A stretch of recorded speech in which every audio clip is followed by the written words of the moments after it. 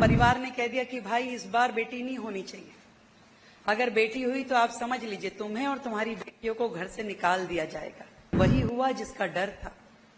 एक और बेटी, एक और लक्ष्मी घर आ गई। बैठ के अंदर दरवाजे के पीछे छुप छुप के रोती रही।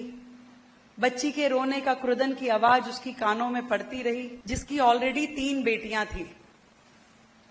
परिवार में जब अगली बार उसका डिलीवरी टाइम आया तो परिवार ने कह दिया कि भाई इस बार बेटी नहीं होनी चाहिए, अगर बेटी हुई तो आप समझ लीजिए तुम्हें और तुम्हारी बेटियों को घर से निकाल दिया जाएगा। वो मां बड़ी परेशान। उसने सोचा ये कोई मेरे हाथ की बात है, ये तो ईश्वर की देन है, मैं इसमें क्या कर सकती हूं। पर परिवार के लोग जो बहुत पुरानी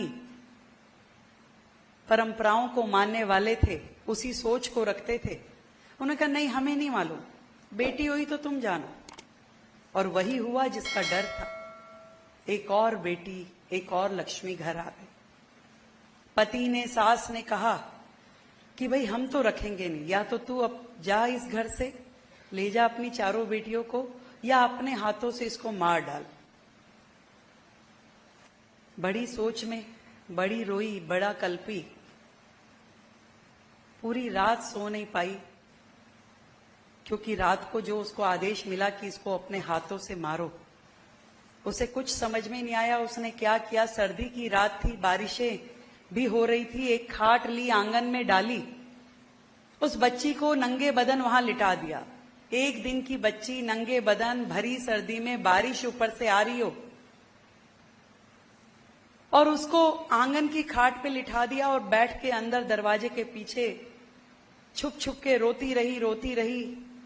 बच्ची के रोने का क्रुदन की आवाज उसकी कानों में पड़ती रही, और उसको मरते हुए वो देखती रही, सुनती रही। थोड़ी देर बाद आवाज भी बंद हो गई।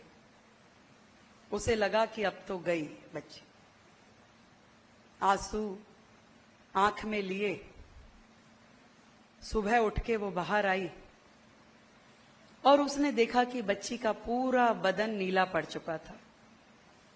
उस बच्ची को उसने गोद से उठाया, सीने से लगाया, तो महसूस किया कि उसकी धड़कन चल रही है, और धड़कन चल रही है ये देख करके वो बेतहाशा उसको लेके भागी। और अपने मन में उसने एक विचार किया कि जब ये 1 दिन की छोटी सी बच्ची अपने जीवन के लिए संघर्ष करना नहीं थी, तो मैं एक मां होकर के इसके जीवन को बचाने के लिए संघर्ष कैसे छोड़ सकती हूं। एक मां होकर के मैं इसका जीवन बचाने की लड़ाई मैंने कैसे छोड़ दी।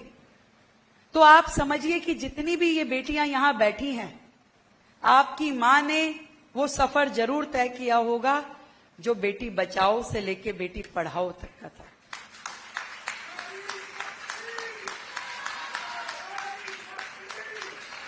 और अब जब हम एक और कदम आगे बढ़ गए हैं, बेटी बचाओ, बेटी पढ़ाओ और बेटी बढ़ाओ, मैं चाहती हूं कि यहां बैठी हुई संपूर्ण नारी शक्ति अब इस पे काम करे कि कैसे बेटी को बढ़ाना है, उसको एक स्वच्छंद आसमान देना है जहां वो अपने पंख फैला के उड़ सके, अपना जीवन जी सके, देश और समाज के लिए अपनी एक महत्वपूर्ण भूमिका निभा सके।